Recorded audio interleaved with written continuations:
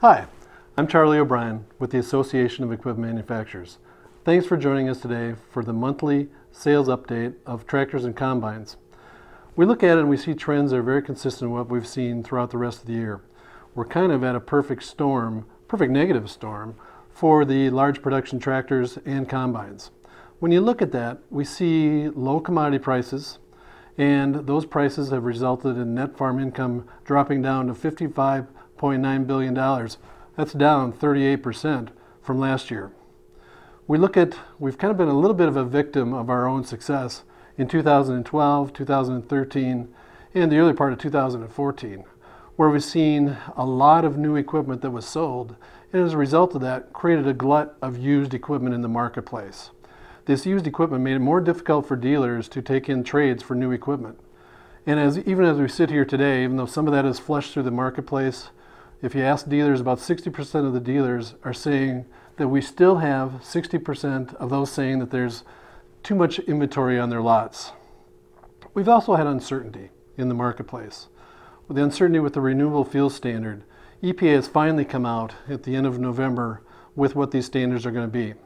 Unfortunately, the blend has dropped from where it was from the 2007 energy bill, and they've dropped from 15 billion gallons of corn used in renewable fuels down to 14.5, so a drop of 500 million gallons of corn used for ethanol. We also have uncertainty with Section 179. We're sitting here December 11th, and we still don't know whether or not we're going to have Section 179 tax extenders for this year. So if you think about that, our farmers are creating, they've got a business and they're trying to create their business plans for the year.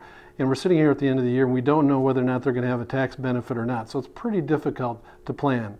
The good news is we think that there will be a tax extender. We think that there may be a 2-year tax extender that will really help us to be able to determine and have the farmers be able to determine what their planning horizon is for a couple of years now if that goes through.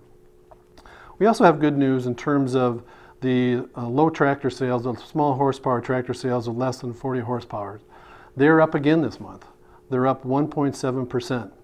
And we've crossed 100,000 units for this sector. And if you looked at it, you'd have to go back to 2007 to see those types of levels in this area.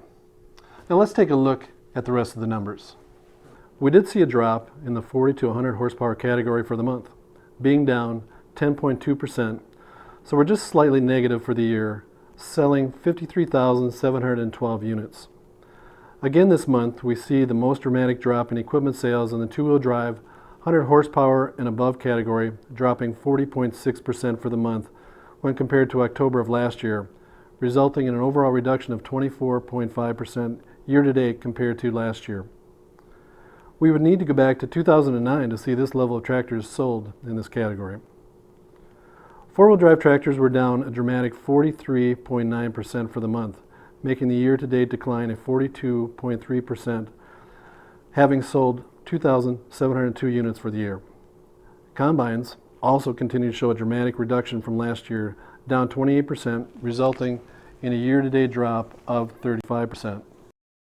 This is a brief look at the equipment sales numbers through November for tractors and combines. Please join us next month to look at the year-end numbers through December. If you'd like more information, please look at our website at aem.org. And thanks again for joining us.